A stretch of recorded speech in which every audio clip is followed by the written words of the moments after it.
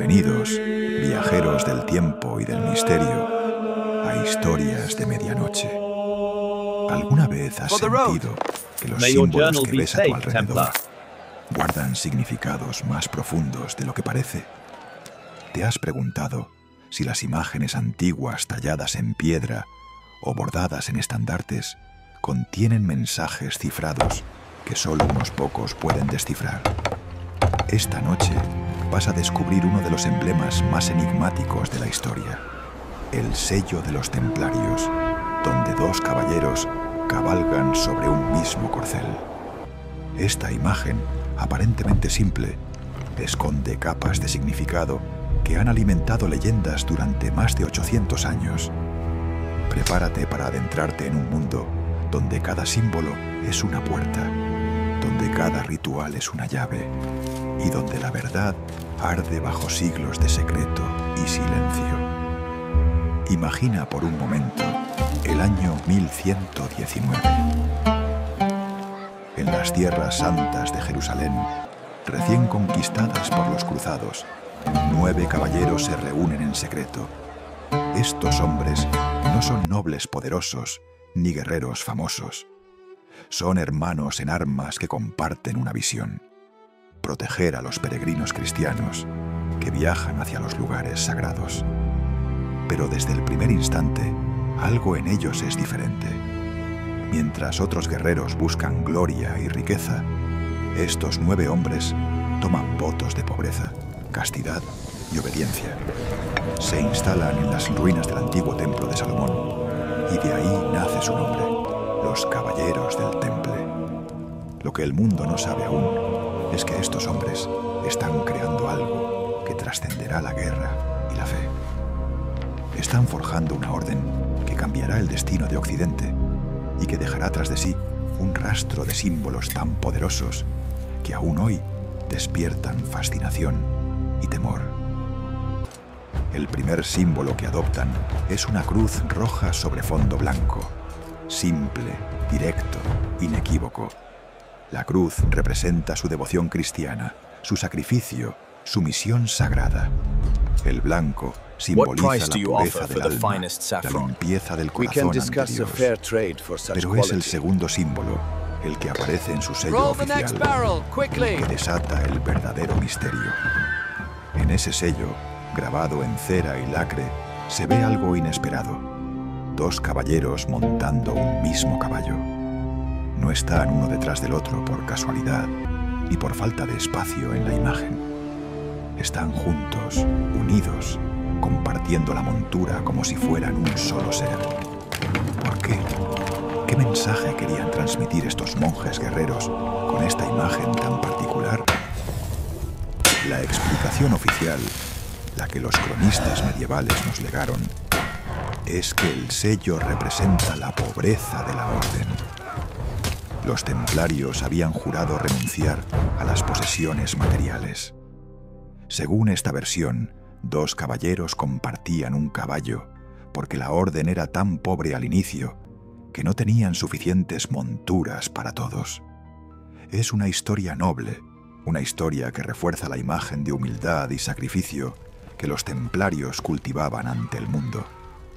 Pero tú y yo sabemos que la historia rara vez es tan simple. Y cuando profundizas en los rituales y las enseñanzas internas de la orden, descubres que ese sello contiene significados mucho más profundos, más oscuros, más reveladores. El primer nivel de interpretación va más allá de la pobreza material. 2 caballeros en un caballo representan la hermandad sagrada, el vínculo inquebrantable entre los miembros de la orden. En un mundo donde la traición era moneda corriente y la lealtad se compraba con oro, los templarios se juraban fidelidad eterna. Compartir el caballo es compartir el destino, la vida, la muerte. Es decir, tu hermano y tú son uno solo ante Dios y ante el enemigo. Si uno cae, el otro lo levanta. Si uno duda, el otro lo sostiene. Esta unión fraternal no era solo un ideal romántico. Era una necesidad de supervivencia en las cruzadas donde el combate era brutal y donde la confianza en tu compañero significaba la diferencia entre la vida y la muerte. Pero este nivel de significado apenas rasca la superficie. El segundo nivel nos lleva al terreno de la dualidad, uno de los conceptos más fascinantes y peligrosos de la espiritualidad medieval. Los templarios, a través de sus contactos con el Oriente, con los místicos sufíes, con los gnósticos y con tradiciones más antiguas que el cristianismo mismo, comenzaron a explorar ideas sobre la naturaleza dual del ser humano. Dos caballeros en un caballo pueden representar las dos naturalezas que conviven en cada hombre, la terrenal y la celestial, la carnal y la espiritual, la oscura y la luminosa. Para los templarios, el verdadero guerrero de Cristo no era aquel que simplemente luchaba contra el infiel. Era aquel que dominaba la batalla interior, que reconciliaba sus dos naturalezas y alcanzaba un estado de equilibrio perfecto. Esta idea, aunque hermosa, era peligrosa. La Iglesia de la época condenaba cualquier enseñanza que sugiriera que el ser humano podía alcanzar la iluminación por sí mismo, sin la mediación del clero. Pero los templarios, aislados en sus fortalezas, protegidos por su poder militar y económico, se atrevieron a explorar estas verdades prohibidas. El tercer nivel de interpretación nos adentra en territorios aún más oscuros y fascinantes.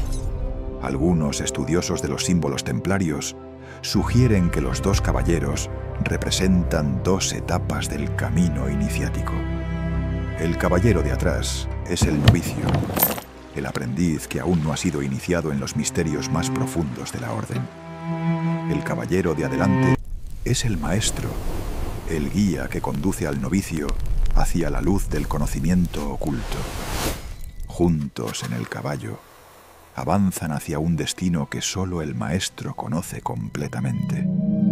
Esta interpretación cobra sentido cuando estudias los rituales de iniciación templarios, ceremonias secretas que se llevaban a cabo en la oscuridad de las capillas, lejos de ojos indiscretos. En esos rituales, el novicio era sometido a pruebas que desafiaban su fe, su coraje y su comprensión de lo sagrado. Y solo cuando superaba esas pruebas, cuando demostraba que podía sostener la dualidad sin perderse en ella, era aceptado plenamente como templario. Pero hay un cuarto nivel, uno que pocos se atreven a mencionar en voz alta. Algunos historiadores y especialistas en simbolismo esotérico sugieren que los dos caballeros en un caballo representan la unión de opuestos a un nivel aún más profundo, masculino y femenino, sol y luna, conocimiento exotérico y esotérico. En las tradiciones alquímicas y herméticas que circulaban en la Edad Media, la unión de opuestos era el camino hacia la piedra filosofal, hacia la transformación del plomo en oro, de lo mortal en lo divino. Los templarios, que pasaron décadas en Tierra Santa, excavando bajo el templo de Salomón, que tuvieron acceso a textos antiguos y a conocimientos que el mundo cristiano había olvidado, pudieron haber incorporado estas enseñanzas en su simbolismo. El sello de los dos caballeros no sería entonces solo un emblema de humildad o hermandad.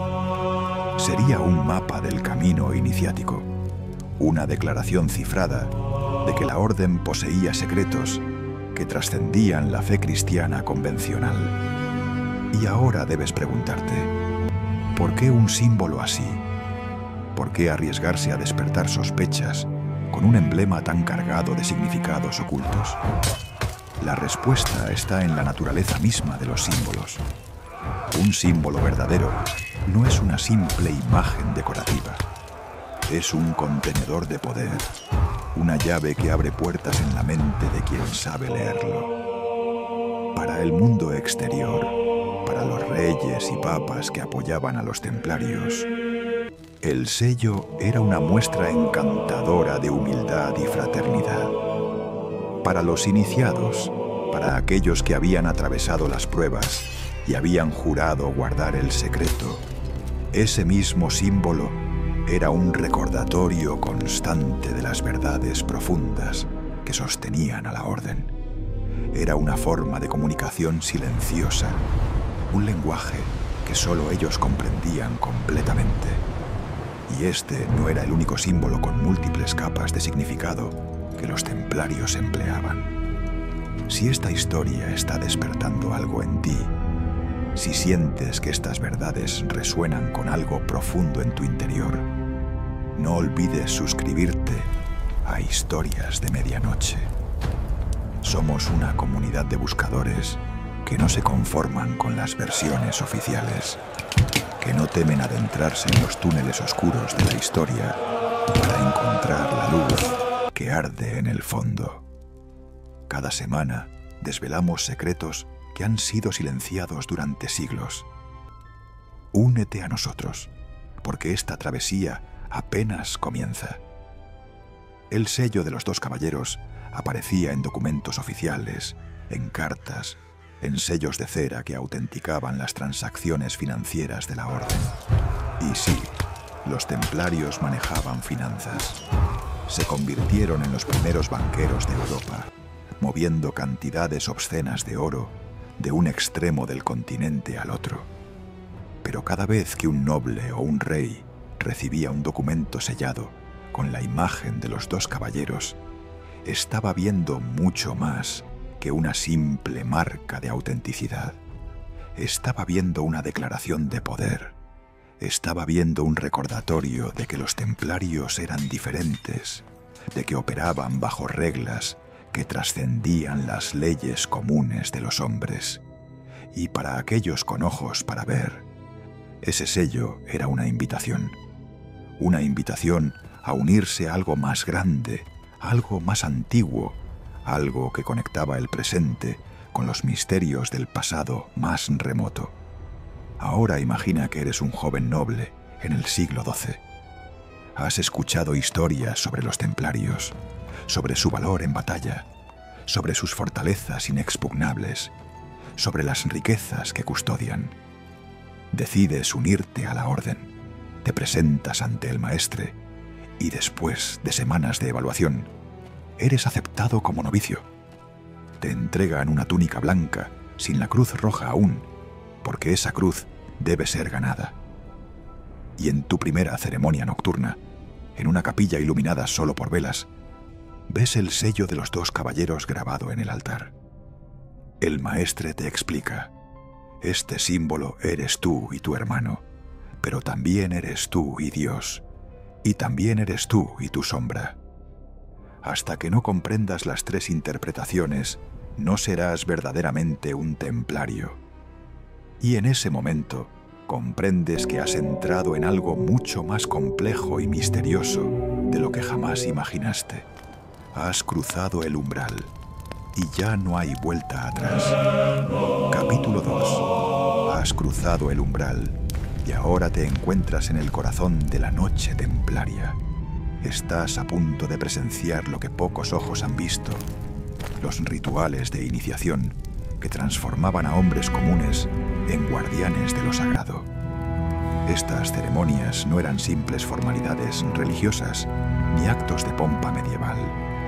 Eran procesos de muerte y renacimiento, de destrucción del yo antiguo y construcción de una identidad nueva, forjada en el fuego del misterio y sellada con juramentos que ataban el alma más allá de la vida. Prepárate para adentrarte en las cámaras secretas donde el silencio era absoluto, donde la oscuridad revelaba más que la luz y donde cada prueba te acercaba un paso más a verdades que el mundo exterior jamás podría comprender. El ritual de iniciación templario comenzaba con la separación. El novicio era apartado de sus hermanos durante días, a veces semanas, confinado en una celda pequeña, con apenas lo necesario para sobrevivir: agua, pan seco una vela que se consumía lentamente. Esta no era una tortura, aunque pudiera parecerlo. Era una purificación, un vaciamiento deliberado de todo lo que el novicio había sido antes de llegar al temple. En esa soledad forzada, rodeado únicamente por muros de piedra fría y el eco de sus propios pensamientos, el aspirante debía enfrentarse a sí mismo. Debía recordar por qué había venido, qué estaba dispuesto a sacrificar, hasta dónde llegaría su fe.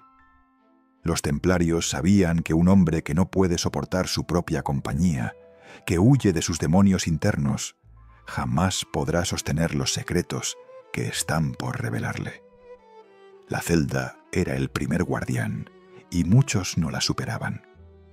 Cuando finalmente el novicio era convocado, la ceremonia tenía lugar en la oscuridad de la medianoche, no en la capilla principal donde se celebraba la misa diaria, sino en una sala subterránea, oculta bajo la fortaleza, un espacio que pocos conocían y al que menos aún tenían acceso. Las paredes de estas cámaras secretas estaban desnudas, sin adornos ni imágenes religiosas convencionales. Solo piedra, solo silencio. Solo la tenue luz de antorchas que proyectaban sombras danzantes sobre los rostros encapuchados de los hermanos que ya habían sido iniciados. El novicio era conducido con los ojos vendados, sus pasos guiados por manos firmes pero anónimas. No sabía cuántos hermanos estaban presentes. No sabía dónde exactamente se encontraba. Esta desorientación era intencional.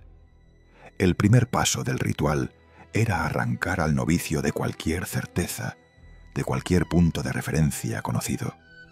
Solo cuando estás completamente perdido, puedes ser verdaderamente encontrado. La venda era removida, y ante los ojos del novicio aparecía una escena que grababa en su memoria para siempre. En el centro de la cámara, un altar de piedra simple. Sobre él, una calavera humana y una espada desnuda. Alrededor del altar, formando un círculo perfecto, los caballeros templarios de pie, inmóviles como estatuas, sus rostros ocultos bajo las capuchas blancas. El maestre, identificable solo por el bastón que sostenía, se adelantaba y pronunciaba las primeras palabras que el novicio escuchaba después de días de silencio. Has venido buscando la luz, pero primero debes conocer la oscuridad. Has venido buscando la vida eterna, pero primero debes morir a lo que eras. ¿Estás dispuesto a renunciar a tu nombre, a tu sangre, a tu pasado, y nacer de nuevo como hijo del temple? Y en ese momento, el novicio comprendía que no había marcha atrás. El juramento que seguía no era como los votos religiosos ordinarios. No se trataba solo de prometer pobreza, castidad y obediencia, aunque esas promesas también se hacían. El juramento templario era un pacto total, absoluto, que abarcaba cada aspecto del ser.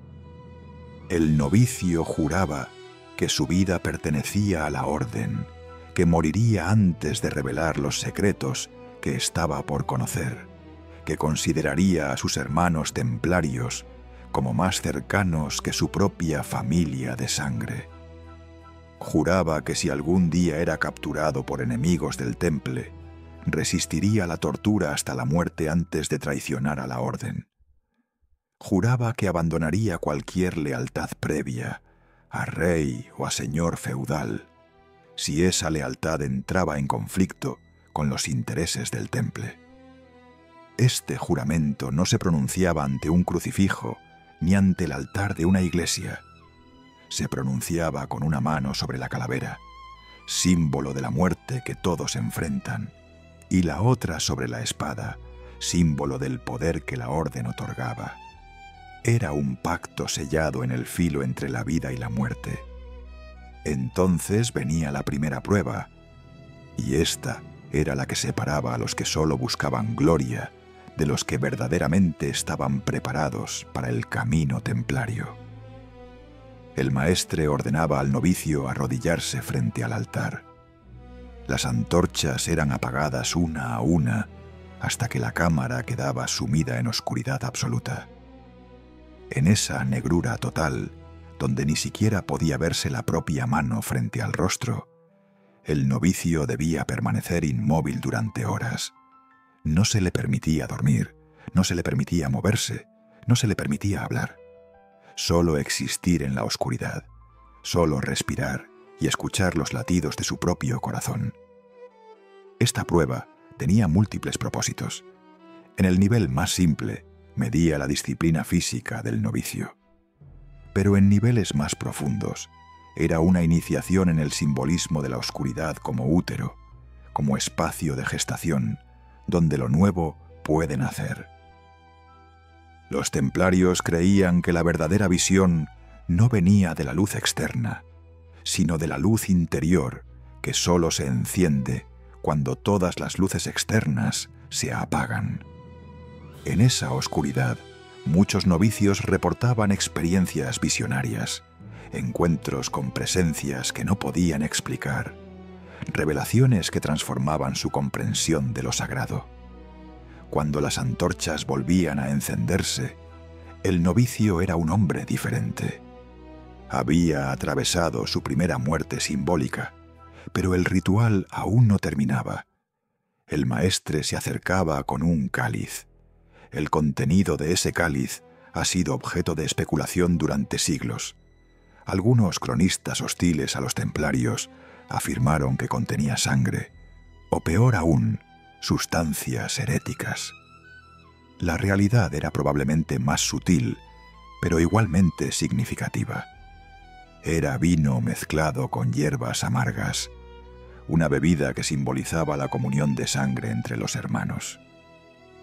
Al beber de ese cáliz, el novicio se unía físicamente a la orden. No era solo un símbolo. En la mentalidad medieval, consumir algo junto con otros creaba un vínculo místico, una conexión de esencias. Beber del cáliz significaba que la sangre del novicio ahora fluía con la sangre de todos los templarios que habían bebido antes, que su destino estaba entrelazado con el de la orden para siempre. Luego venía una de las partes más controvertidas y malinterpretadas del ritual templario. El novicio debía besar al maestre 3 veces. El primer beso era en los pies, símbolo de humildad absoluta, de reconocimiento de que el novicio era el más bajo en la jerarquía y debía servir a todos. El segundo beso era en el ombligo, símbolo del renacimiento, del cordón que conecta al hijo con la madre, que ahora conectaba al templario con la orden como su nueva fuente de vida. El tercer beso era en los labios, símbolo de la transmisión del aliento sagrado, del espíritu que pasa de maestro a discípulo. Este último beso escandalizó a los enemigos de los templarios, que lo interpretaron como evidencia de prácticas homosexuales o herejías peores. Pero para los templarios, estos besos eran actos rituales cargados de simbolismo iniciático que nada tenían que ver con la sexualidad. Eran sellos energéticos, marcas invisibles que quedaban grabadas en el cuerpo sutil del iniciado. La ceremonia concluía con la entrega de la túnica blanca con la cruz roja. Pero antes de que el novicio pudiera vestirla, debía quemar su ropa antigua en una hoguera preparada en el centro de la cámara. Ver arder sus vestiduras, ver convertirse en cenizas todo lo que había usado en su vida anterior, era el símbolo final de la transformación. Ya no era el hijo de tal noble, ya no era el heredero de tal fortuna, ya no era el guerrero que había luchado en tal batalla.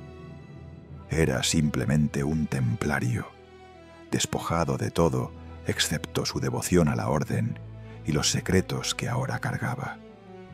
Cuando finalmente vestía la túnica nueva, Los hermanos rompían el silencio con un cántico en latín antiguo, palabras que resonaban en las paredes de piedra como un eco de tiempos olvidados. El iniciado había nacido de nuevo, pero este era solo el primer nivel de iniciación. Los templarios tenían grados internos, escalones de conocimiento que se revelaban gradualmente a medida que el hermano demostraba su valía y su capacidad de guardar secretos. No todos los templarios conocían todos los misterios. La orden funcionaba como las capas de una cebolla, donde cada nivel protegía al siguiente. Un templario común, un sargento o un caballero de campo conocía los rituales básicos y los juramentos fundamentales. Pero los verdaderos secretos, los conocimientos más profundos sobre lo que los templarios habían descubierto bajo el templo de Salomón, sobre las reliquias que custodiaban, sobre las enseñanzas esotéricas que habían absorbido de Oriente, esos secretos se reservaban para los maestres, para los grandes comendadores, para aquellos que habían dedicado décadas a la orden y habían probado su absoluta lealtad. Existían rituales de segundo y tercer grado que se llevaban a cabo solo una vez cada varios años, en lugares aún más secretos que las cámaras de iniciación. En estos rituales avanzados se decía que los templarios exploraban prácticas que bordeaban la alquimia, la cábala judía, el sufismo islámico y tradiciones gnósticas que la Iglesia había declarado heréticas siglos atrás. Se hablaba de meditaciones profundas donde los hermanos buscaban experiencias de unión mística con lo divino sin necesidad de intermediarios eclesiásticos. Se mencionaban ejercicios de respiración y visualización que permitían acceder a estados alterados de conciencia. Estas prácticas, si es que realmente existieron, en la forma en que los rumores sugieren, eran peligrosísimas en el contexto de la Europa medieval, donde la Iglesia controlaba celosamente cualquier camino hacia lo sagrado. Y es precisamente este secretismo, esta estructura de misterios dentro de misterios, lo que eventualmente condenaría a los templarios. Porque cuando algo está oculto, cuando algo se guarda con tanto celo, la imaginación de los que quedan afuera se dispara. Y lo que la imaginación no puede alcanzar, el miedo y la envidia lo llenan con las peores acusaciones. Los rituales que habían sido diseñados para forjar hermanos inquebrantables, para crear guerreros espirituales capaces de sostener verdades que trascendían lo ordinario, serían retorcidos y presentados como evidencia de herejía, de adoración demoníaca, de traición a Cristo. Pero eso es una historia que aún está por revelarse. Por ahora, respira profundo y comprende que has presenciado el umbral del misterio, el momento en que un hombre común se convertía en algo más, en un guardián de secretos que aún hoy susurran en las sombras de la historia. Capítulo 3. Ahora que has presenciado los rituales que forjaban el alma templaria, es momento de descifrar el lenguaje silencioso que estos guerreros místicos dejaron grabado en piedra, bordado en estandartes y tallado en los muros de sus fortalezas. Los templarios no solo luchaban con espadas, no solo manejaban oro y política, crearon un alfabeto visual tan complejo y multicapa que funcionaba como un libro abierto para los iniciados y como un enigma impenetrable para el resto del mundo. Cada símbolo que verás ahora es una llave que abre puertas específicas en la mente, en el espíritu, en la comprensión de realidades que trascienden lo material.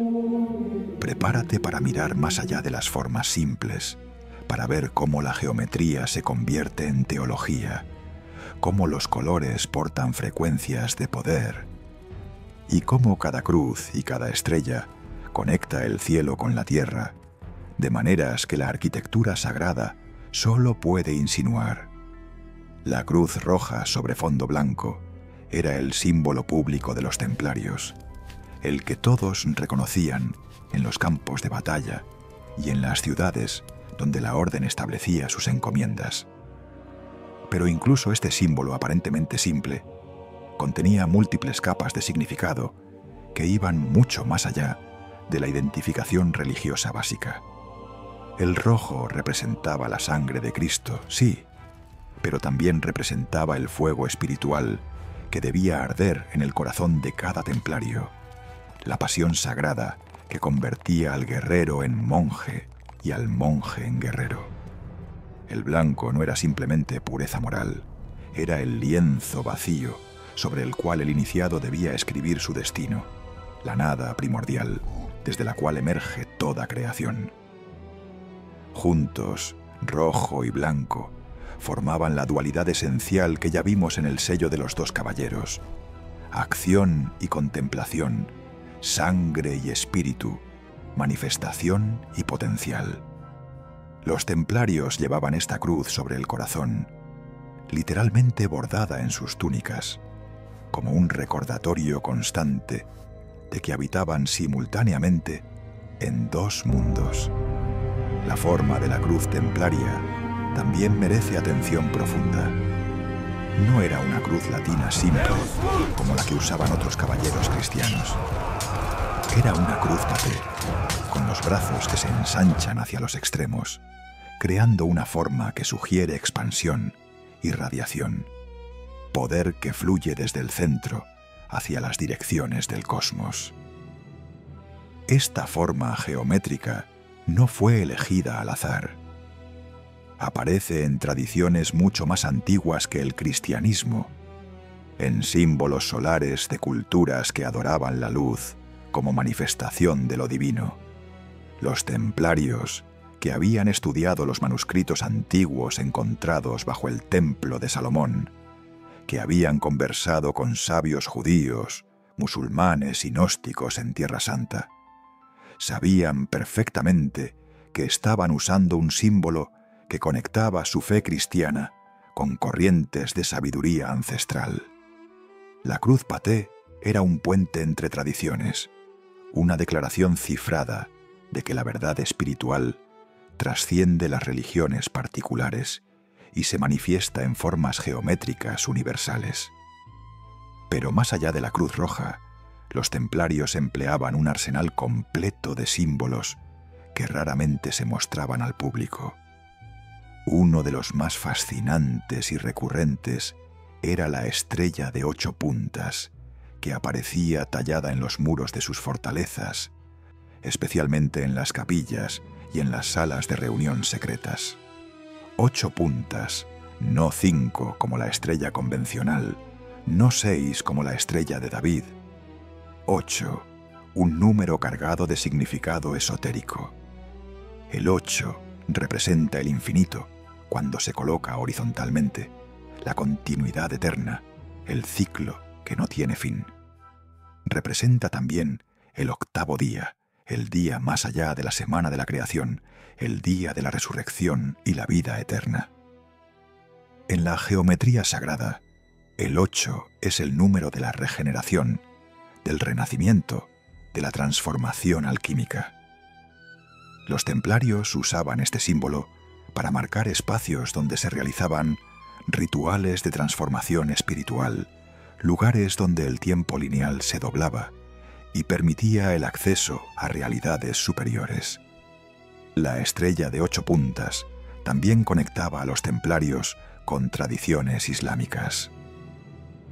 En la arquitectura islámica, este símbolo es prominente, representando las 8 puertas del paraíso y los 8 ángeles que sostienen el trono de Alá. Los templarios, que compartieron territorios con los musulmanes durante décadas, que comerciaron con ellos, lucharon contra ellos y en algunos casos forjaron alianzas secretas, absorbieron esta simbología y la integraron en su propio sistema. Esta fusión de símbolos cristianos e islámicos era extremadamente peligrosa en el contexto de las cruzadas, donde las dos religiones estaban oficialmente en guerra total. Pero los templarios operaban en una zona gris, en un espacio donde las fronteras ideológicas se volvían porosas. Ellos veían la estrella de 8 puntas no como un símbolo musulmán o cristiano, sino como un símbolo universal de verdades espirituales que ambas tradiciones habían tocado desde ángulos diferentes. Otro símbolo crucial en el vocabulario visual templario era el Agnus Dei, el Cordero de Dios, representado con un estandarte o una cruz. Este símbolo aparecía frecuentemente en los sellos de los maestres y en documentos importantes de la orden. El Cordero representa el sacrificio perfecto, la inocencia que se entrega voluntariamente para la redención de otros. Cristo es llamado el Cordero de Dios en la tradición cristiana. Pero para los templarios, el Cordero tenía un significado adicional relacionado con sus votos de obediencia absoluta. Un templario debía ser como un cordero, manso, silencioso, dispuesto a ser llevado al matadero sin resistencia, si la orden así lo requería. Este nivel de entrega total era lo que diferenciaba a un templario de un caballero común. No luchaban por gloria personal ni por tierras. Luchaban y morían porque la orden lo ordenaba, sin cuestionar, sin dudar. El símbolo del Cordero era un recordatorio constante de esta rendición del ego individual ante el propósito colectivo de la hermandad. Las figuras geométricas simples también formaban parte del código templario. Círculos, triángulos, cuadrados y pentágonos aparecían tallados en las paredes de sus fortalezas en combinaciones específicas que funcionaban como mensajes para aquellos que sabían leerlos. El círculo representaba la eternidad, lo divino, la perfección sin principio ni fin. El cuadrado representaba la tierra, lo material, los elementos y las direcciones. Cuando un círculo se inscribía dentro de un cuadrado, o viceversa, representaba la unión de cielo y tierra, de espíritu y materia, el objetivo supremo de toda práctica alquímica y mística. El triángulo, especialmente el triángulo equilátero apuntando hacia arriba, representaba la ascensión espiritual, el fuego sagrado que se eleva, la Trinidad divina. Cuando apuntaba hacia abajo, representaba el descenso de la gracia celestial hacia el mundo material. Dos triángulos entrelazados formaban la estrella de 6 puntas, un símbolo que los templarios también empleaban, aunque con menos frecuencia que la estrella de 8 puntas. Uno de los elementos más enigmáticos del simbolismo templario era la presencia de calaveras y huesos en ciertos contextos rituales. Ya vimos que la calavera aparecía en el altar durante las ceremonias de iniciación. Pero este símbolo iba más allá del recordatorio obvio de la mortalidad. En tradiciones esotéricas, la calavera representa la sede del conocimiento superior, el recipiente que una vez contuvo la mente iluminada.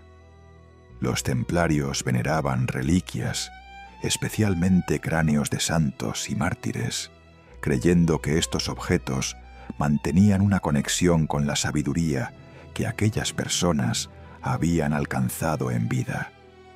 Esta práctica, común en el cristianismo medieval, tomaba dimensiones más profundas en contexto templario. Se rumorea que algunos capítulos templarios poseían cráneos especiales que eran objeto de veneración particular, cráneos que supuestamente habían pertenecido a figuras místicas o a maestros de conocimiento oculto. Estos rumores alimentarían más tarde las acusaciones de adoración a ídolos paganos que se usarían para destruir la orden. Los templarios también empleaban símbolos menos conocidos, relacionados con la construcción y la arquitectura. El compás, la escuadra, el nivel y la plomada aparecían en ciertos contextos, especialmente en las logias, donde los templarios planificaban la construcción de sus fortalezas y catedrales. Estos instrumentos de medición no eran solo herramientas prácticas, eran símbolos de orden cósmico, de la capacidad humana de imponer estructuras sobre el caos. El compás representaba el círculo, lo divino, la capacidad de crear límites perfectos. La escuadra representaba el ángulo recto, la perfección geométrica, la base de toda construcción sólida. Juntos, estos símbolos prefiguraban el lenguaje simbólico que más tarde sería adoptado por la francmasonería, lo cual no es coincidencia. Muchos estudiosos argumentan que la masonería moderna heredó directamente parte del simbolismo y las enseñanzas templarias después de la disolución de la orden. El color también funcionaba como código en el sistema templario. Ya hemos hablado del blanco y el rojo, pero había otros colores con significados específicos. El negro era el color de los sargentos y de ciertos novicios, representando la tierra, lo material, el estado de quien aún no ha alcanzado la iluminación plena, pero está en el camino. El negro también representaba la fase nigredo en alquimia, la putrefacción necesaria antes de la purificación. El oro, aunque no era un color que llevaran en sus túnicas, aparecía en objetos rituales y representaba la perfección espiritual, el objetivo final de la transformación. El verde, color sagrado en el Islam, aparecía ocasionalmente en ciertos contextos templarios, especialmente en fortalezas de Oriente Medio, sugiriendo una vez más esa permeabilidad cultural que hacía a los templarios tan únicos y tan sospechosos a ojos de la Iglesia ortodoxa. Los números también formaban parte del lenguaje simbólico templario. El 3, número de la Trinidad, aparecía constantemente. 3 votos, 3 besos en la iniciación, 3 niveles de membresía en muchas estructuras templarias. El 7, número bíblico de la perfección y la completitud, se manifestaba en ciclos de 7 años para ciertos juramentos, en estructuras de 7 grados iniciáticos en algunas versiones del sistema templario. El 12, número de los apóstoles y de las tribus de Israel, aparecía en consejos de 12 maestres que gobernaban la orden en ciertos períodos. Y el 9, el número de los caballeros fundadores originales, se mantenía como un recordatorio de los orígenes humildes de una orden que llegaría a ser inmensamente poderosa. Cada número no era arbitrario.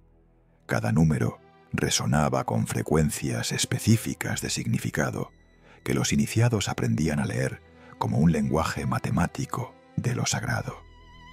Finalmente, existían símbolos que los templarios nunca mostraban públicamente, marcas que solo aparecían en las cámaras más profundas de sus fortalezas, en espacios donde solo los maestres de más alto rango tenían acceso. Se habla de pentagramas, de hexagramas complejos entrelazados con texto hebreo, de representaciones de Baphomet, que no eran el demonio caprino que la propaganda antitemplaria pintaría más tarde, sino figuras andróginas que representaban la unión de opuestos en un ser perfecto. Estos símbolos más ocultos conectaban a los templarios con corrientes gnósticas, heréticas según la doctrina oficial de Roma, que enseñaban que lo divino podía ser alcanzado directamente por el individuo sin necesidad de la estructura eclesiástica. Y este era el secreto más peligroso de todos, el que no podía revelarse nunca, el que haría que reyes y papas se unieran para borrar a los templarios de la faz de la tierra. Pero ese conocimiento esa comprensión de que los símbolos son puertas y que quien tiene las llaves puede abrir cualquier puerta, eso nunca fue completamente destruido. Sobrevivió en las piedras que los templarios tallaron, en los manuscritos que escondieron, en las sociedades secretas que heredaron sus enseñanzas. Y si sabes dónde mirar, si tus ojos están entrenados para ver más allá de las formas superficiales, puedes encontrar esas claves aún hoy, susurrando en catedrales góticas, en castillos en ruinas, en símbolos que el mundo moderno usa sin comprender su verdadero poder. Capítulo 4. Has descifrado el lenguaje oculto de los templarios. Has visto cómo cada símbolo era una puerta hacia conocimientos prohibidos. Ahora debes enfrentar la parte más oscura y fascinante de esta historia. Las acusaciones que destrozaron la orden más poderosa de la cristiandad. ¿Qué ocurría realmente tras los muros de las fortalezas templarias en esas reuniones nocturnas que nadie más podía presenciar? ¿Eran los rituales que has conocido simples ceremonias de hermandad? ¿O había algo más, algo tan herético y peligroso que justificaba la aniquilación total de miles de hombres? Esta noche vas a atravesar el velo del secreto y descubrir qué verdades y qué mentiras se escondían en las sombras. Prepárate para entrar en territorios donde la línea entre lo sagrado y lo prohibido se vuelve borrosa, donde la fe se encuentra con el poder político y donde los susurros en la oscuridad se convierten en gritos de tortura que resonarán durante siglos. El viernes 13 de octubre de 1307 marca uno de los días más infames de la historia. Al amanecer, en toda Francia simultáneamente, soldados del rey Felipe IV irrumpen en cada encomienda templaria, en cada fortaleza, en cada casa que la orden posee en el reino. La operación es de una precisión militar impresionante. Miles de templarios son arrestados en cuestión de horas, tomados por sorpresa en sus propias fortalezas que siempre habían sido consideradas inviolables. El rey Felipe, conocido como Felipe el Hermoso, ha preparado este golpe durante meses en secreto absoluto. Las órdenes de arresto están selladas y solo se abren en el último momento. Los cargos contra los templarios son tan graves, tan escandalosos, que incluso siglos después resultan difíciles de creer. Herejía, adoración de ídolos paganos, sodomía, blasfemia contra Cristo, rituales satánicos. La pregunta que debemos hacernos no es sólo si estas acusaciones eran ciertas, sino por qué surgieron, qué parte de realidad contenían, y cómo los rituales secretos que hemos explorado pudieron ser retorcidos hasta convertirse en evidencia de traición a Dios. Felipe el Hermoso no actúa por fervor religioso. Su motivación es brutalmente práctica. Está en bancarrota. Las cruzadas han vaciado las arcas reales, sus guerras en Flandes han sido desastrosas, y lo peor de todo es que debe enormes cantidades de dinero precisamente a los templarios. La orden se ha convertido en el banco más poderoso de Europa, prestando dinero a reyes y nobles, con intereses que, aunque moderados según los estándares medievales, han creado deudas que nunca podrán pagarse. Felipe ve una solución elegante. Si destruye a los templarios bajo cargos de herejía, no solo cancela sus deudas, sino que además puede confiscar las inmensas riquezas de la orden. Pero para justificar semejante ataque contra una organización que responde directamente al Papa, necesita acusaciones que sean tan horribles que nadie pueda defenderlos. Y aquí es donde los rituales secretos templarios, esas ceremonias de iniciación que has presenciado, se convierten en el arma perfecta. Las acusaciones específicas presentadas contra los templarios revelan cómo la verdad puede ser distorsionada cuando se la mira desde afuera con ojos hostiles. Primer cargo: negación de Cristo. Los inquisidores afirman que durante las ceremonias de iniciación, los novicios eran obligados a escupir sobre la cruz, a pisotearla, a renegar de Jesús como Salvador.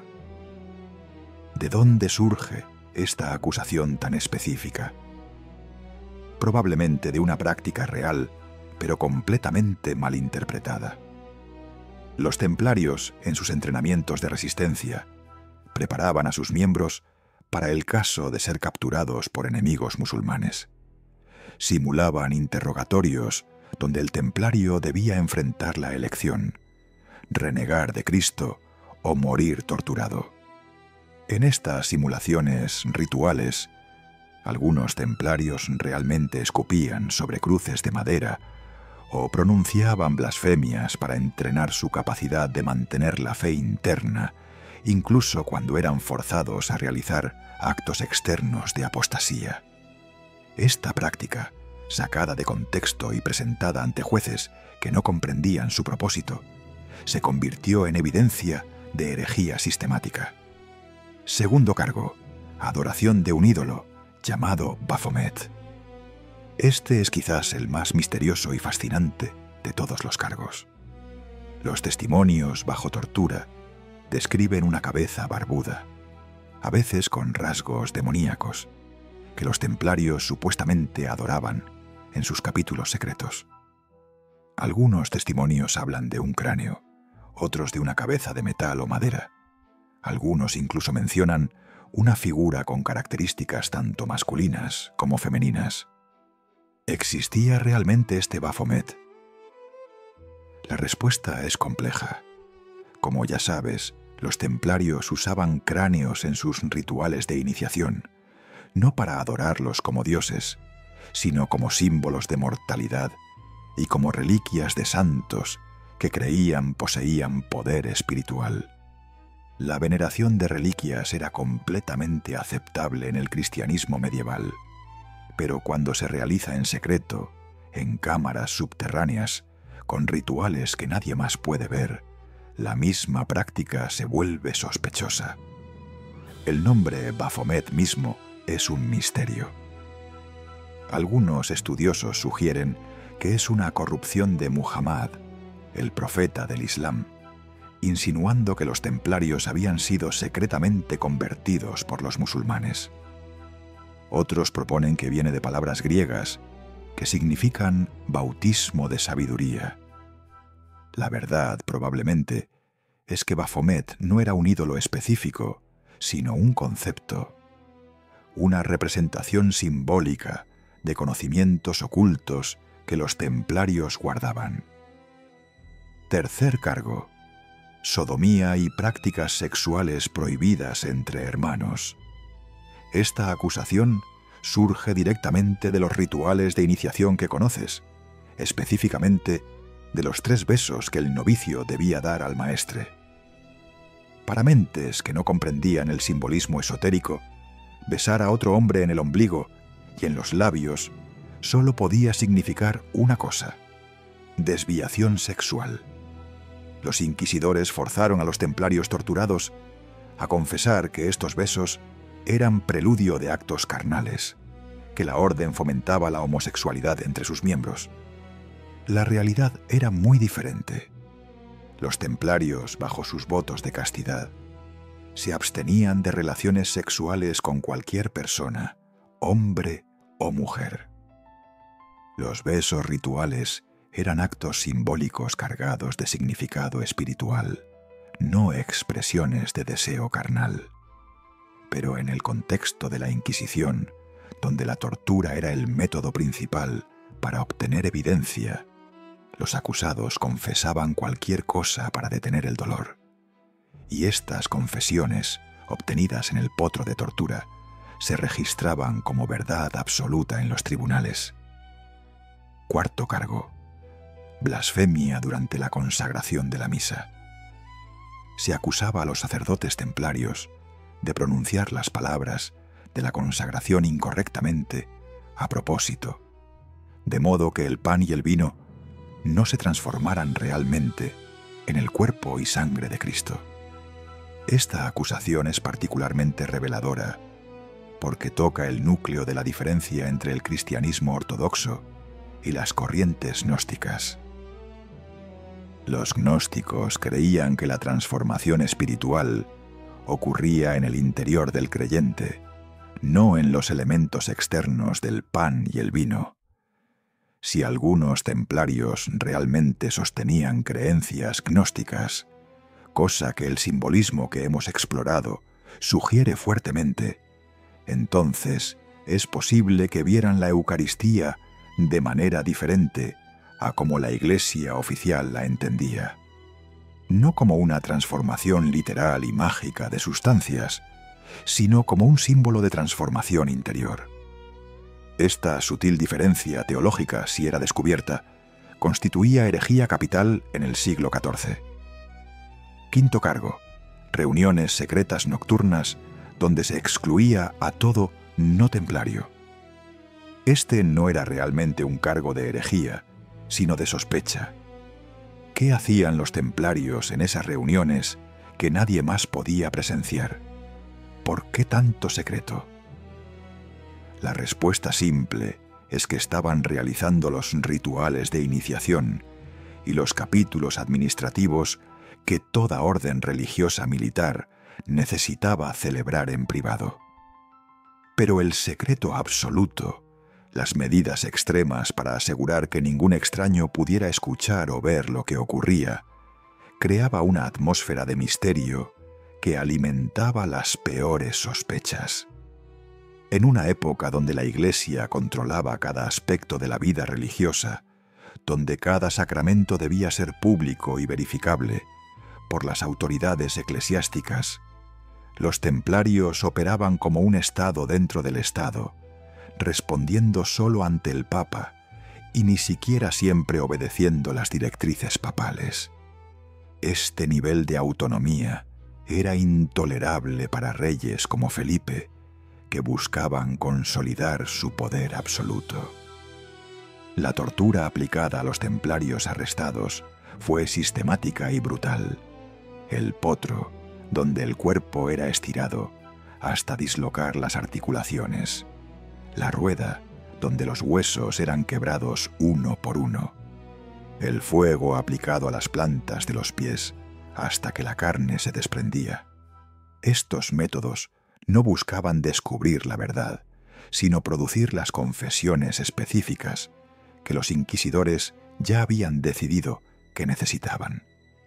A los templarios se les mostraban las preguntas escritas de antemano con las respuestas que debían dar. Si confesaban según el guión, la tortura se detenía temporalmente. Si se retractaban o se negaban a confesar, la tortura se intensificaba hasta niveles insoportables.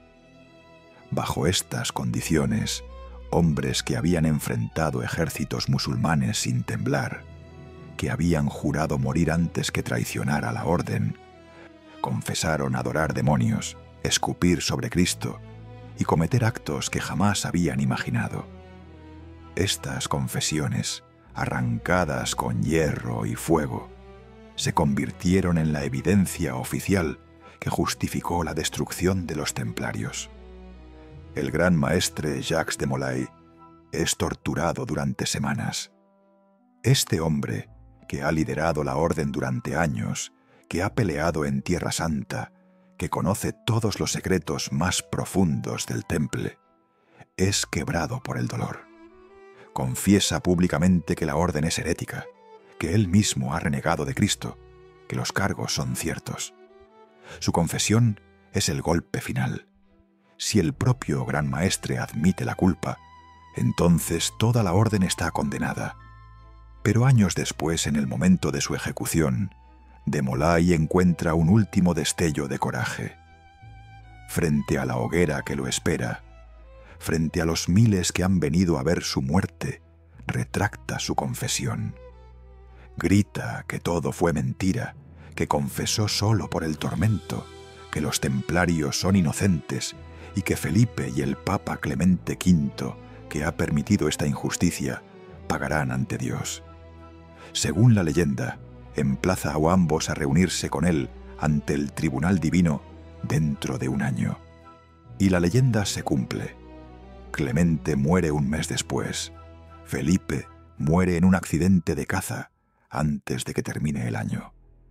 Pero más allá de las torturas y las confesiones falsas, debemos preguntarnos, ¿había algo real en las acusaciones? ¿Habían los templarios realmente cruzado líneas que no debían cruzarse? La respuesta honesta es que probablemente sí, pero no de la forma que sus acusadores afirmaban. Los templarios habían absorbido conocimientos de múltiples tradiciones espirituales durante sus 2 siglos en Oriente. Habían estudiado textos gnósticos, cábala judía, sufismo islámico, quizás incluso tradiciones más antiguas de Egipto y Persia. Habían desarrollado una comprensión de lo sagrado que trascendía las fronteras del cristianismo ortodoxo. Para ellos, esto no era traición a Cristo, sino la culminación de la búsqueda de verdad que Cristo mismo había iniciado. Pero para la Iglesia del siglo XIV, cualquier desviación de la doctrina oficial era herejía, y la herejía se castigaba con muerte. Los templarios no adoraban demonios, pero sí exploraban dimensiones de lo espiritual que la Iglesia había declarado prohibidas. Y en ese sentido, eran culpables, no de los crímenes específicos de los que se les acusaba, sino del crimen más grande en los ojos del poder establecido, pensar por sí mismos. Capítulo 5. Has presenciado la caída de los templarios. Has visto cómo el poder y la codicia destruyeron a los guardianes de secretos milenarios. Pero aquí está la verdad que cambiará tu percepción de la historia. Los templarios nunca murieron realmente. Su orden fue disuelta, sus miembros fueron ejecutados o dispersados, sus fortalezas fueron confiscadas. Pero los símbolos que tallaron en piedra, los rituales que practicaron en la oscuridad, los conocimientos que guardaron celosamente, todo eso sobrevivió. Fluyó como un río subterráneo a través de los siglos, emergiendo en lugares inesperados, infiltrándose en sociedades secretas, susurrando en la arquitectura de catedrales, pulsando en tradiciones esotéricas que aún hoy practican millones sin saber que están tocando la herencia templaria. Esta noche vas a seguir el rastro invisible de ese legado. Vas a descubrir cómo los símbolos que conociste atraviesan el tiempo como semillas inmortales, y vas a comprender que la historia que te han contado es sólo la superficie de una verdad mucho más profunda y perturbadora. Cuando las hogueras se apagaron y las cenizas de Jacques de Molay se dispersaron en el viento, muchos creyeron que era el fin. Felipe el Hermoso confiscó las propiedades templarias en Francia. El Papa Clemente V disolvió oficialmente la orden en 1312. Otros reinos europeos siguieron el ejemplo y arrestaron o expulsaron a los templarios de sus territorios. Pero aquí está el misterio que los historiadores oficiales rara vez mencionan. Nunca se encontró el tesoro templario. Las fortalezas fueron saqueadas, pero estaban extrañamente vacías de las riquezas legendarias que la orden había acumulado. Los archivos principales de los templarios, los documentos que contenían los secretos de 2 siglos de operaciones en Tierra Santa, desaparecieron sin dejar rastro. Y lo más intrigante de todo, muchos templarios simplemente se esfumaron, especialmente en regiones donde los reyes locales eran menos entusiastas en perseguirlos. ¿A dónde fueron estos hombres? ¿Qué hicieron con los conocimientos que portaban? ¿Cómo transmitieron los símbolos y rituales que habían jurado proteger hasta la muerte? La primera línea de supervivencia templaria ocurrió en Portugal. El rey Dini II de Portugal se negó rotundamente a perseguir a los templarios en su reino. Cuando la presión papal se volvió insostenible, encontró una solución brillante. Disolvió formalmente la Orden del Temple en Portugal, pero inmediatamente creó una nueva orden llamada la Orden de Cristo y trasladó a todos los templarios portugueses a esta nueva organización. Los mismos hombres, las mismas fortalezas, los mismos rituales, simplemente con un nombre diferente. La Orden de Cristo adoptó una cruz ligeramente modificada, roja, pero con brazos rectos en lugar de la cruz paté templaria, y continuó exactamente donde los templarios habían dejado. Décadas después, esta Orden de Cristo financiaría los viajes de exploración portugueses, incluyendo los de Vasco da Gama y los primeros navegantes que alcanzaron América antes que Colón, según algunas teorías. Las carabelas portuguesas llevaban la cruz de la Orden de Cristo en sus velas, un eco directo del símbolo templario, navegando hacia nuevos mundos cargadas con conocimientos de navegación que supuestamente habían sido preservados en los archivos secretos templarios. En Escocia ocurrió algo similar, pero más misterioso. El rey Roberto I de Escocia estaba excomulgado y en guerra con Inglaterra cuando la Orden Templaria fue disuelta. Las bulas papales que ordenaban el arresto de templarios simplemente no fueron implementadas en territorio escocés.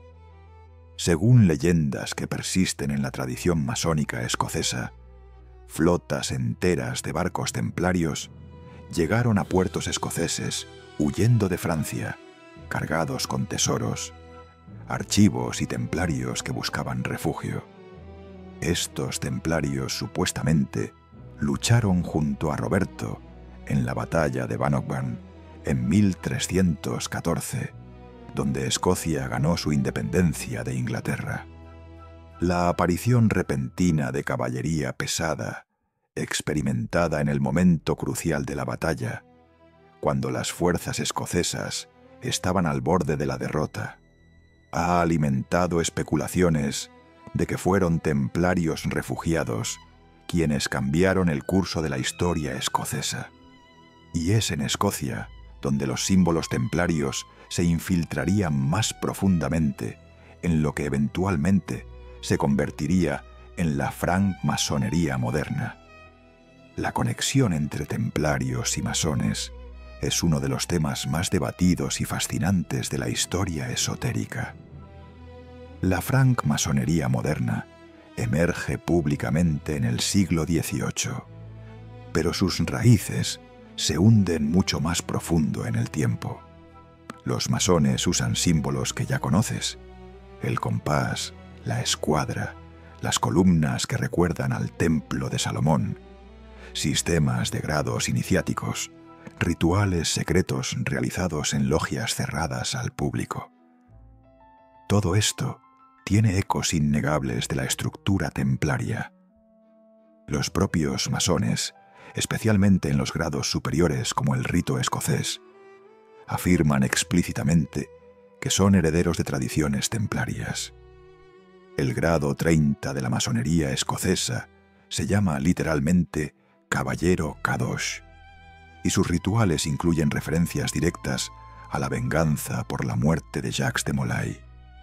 ¿Es esto solo romantización histórica o hay una conexión real de transmisión de conocimientos?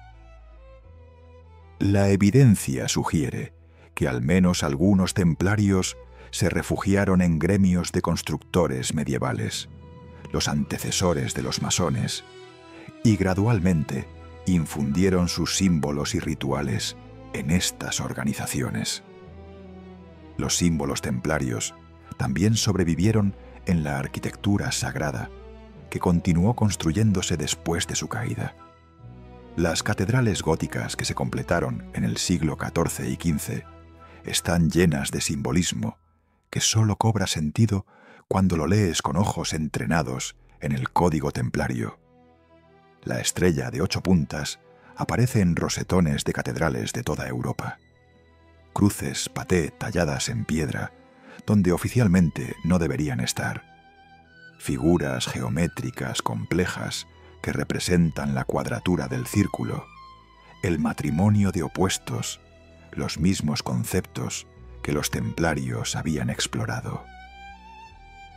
Los maestros constructores que diseñaron estas catedrales pertenecían a gremios secretos con sus propios rituales iniciáticos, y muchos de estos gremios habían tenido conexiones estrechas con los templarios, que fueron los mayores comisionadores de arquitectura sagrada durante 2 siglos.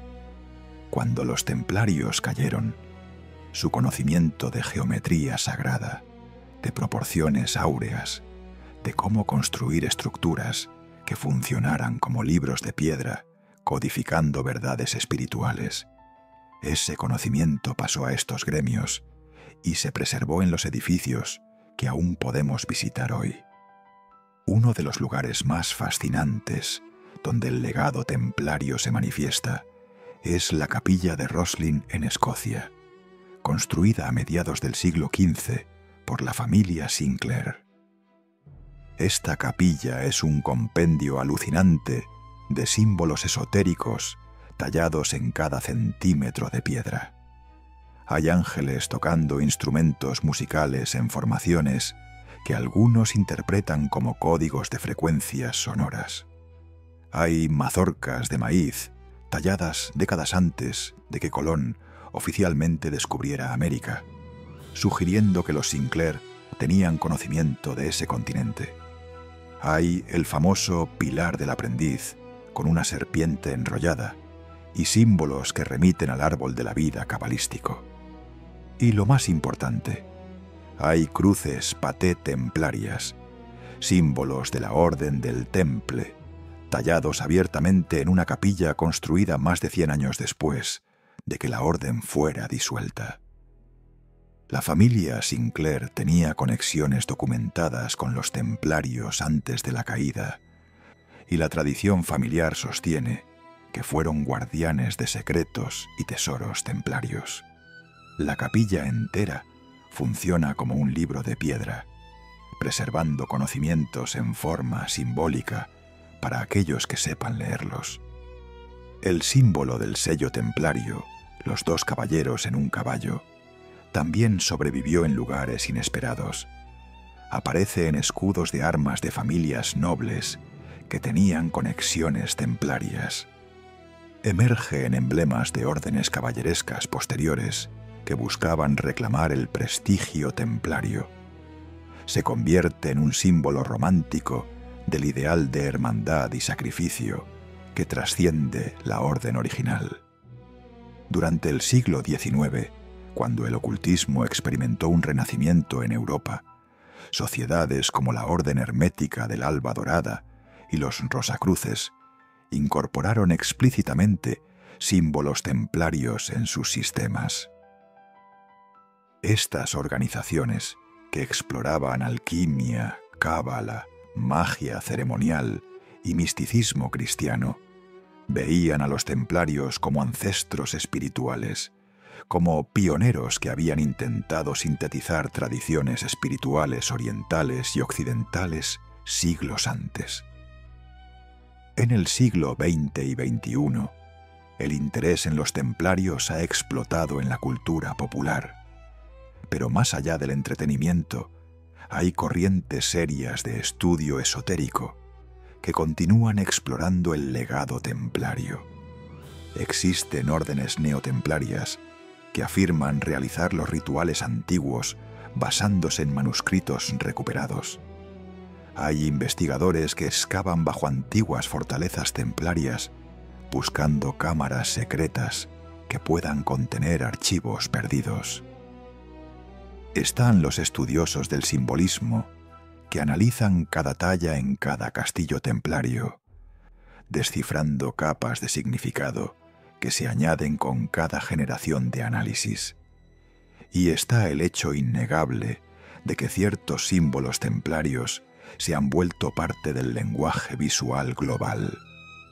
La Cruz Roja es el símbolo de organizaciones humanitarias.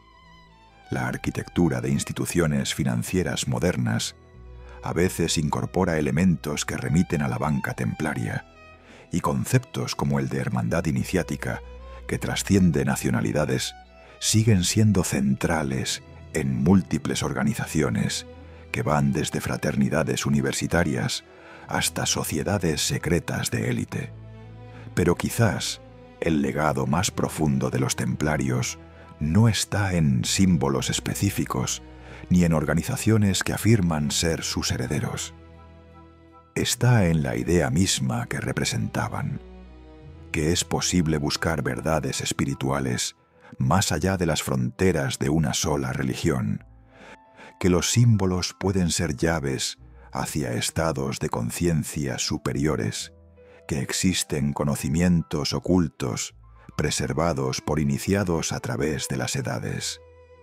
Esta idea, que era herética y peligrosa en la Edad Media, se ha convertido en una corriente principal del pensamiento espiritual moderno. Millones de personas hoy exploran tradiciones espirituales múltiples, combinan prácticas de Oriente y Occidente, buscan experiencias directas de lo divino fuera de estructuras religiosas institucionales. Están, sin saberlo, caminando el mismo sendero que los templarios abrieron hace 800 años. Están tocando el mismo río subterráneo de conocimiento que fluye desde tiempos antiguos. Y si sientes que esta historia resuena contigo, si algo en tu interior se despierta cuando escuchas sobre símbolos antiguos y verdades ocultas, entonces ya eres parte de este linaje invisible. No necesitas pertenecer a ninguna orden formal, ni realizar rituales específicos. Necesitas solo comprender que la búsqueda de verdad es eterna, que los símbolos son lenguajes que hablan directamente al alma, y que cada vez que miras más allá de las apariencias superficiales de la realidad, estás honrando el legado de todos aquellos que fueron perseguidos por atreverse a hacer lo mismo. Los templarios fueron destruidos como organización, pero como idea, como impulso espiritual, como corriente de conocimiento, son inmortales. Viven en cada buscador que se niega a aceptar las respuestas fáciles, en cada símbolo que guarda secretos, en cada ritual que transforma la conciencia. Viven en ti si eliges abrirte a lo que susurran. Así que cuando termine esta historia, cuando regreses al mundo ordinario después de este viaje por túneles de tiempo y misterio, mira a tu alrededor con nuevos ojos. Observa los edificios antiguos en tu ciudad y busca símbolos que ahora puedes reconocer. Presta atención a organizaciones que usan cruces, compases, estrellas de 8 puntas, sin saber, tal vez, el peso de historia que portan. Lee entre líneas cuando la historia oficial te cuente sobre sociedades secretas y órdenes místicas. Porque la verdad que arde bajo la superficie no ha sido extinguida. Solo ha cambiado de forma, ha aprendido a fluir por canales invisibles, ha encontrado nuevos guardianes en cada generación. Y ahora tú conoces parte de esa verdad.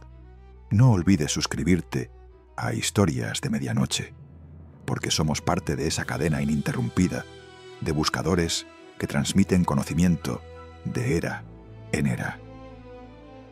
Juntos mantenemos vivo el fuego que ninguna hoguera puede apagar, la luz que ninguna oscuridad puede devorar.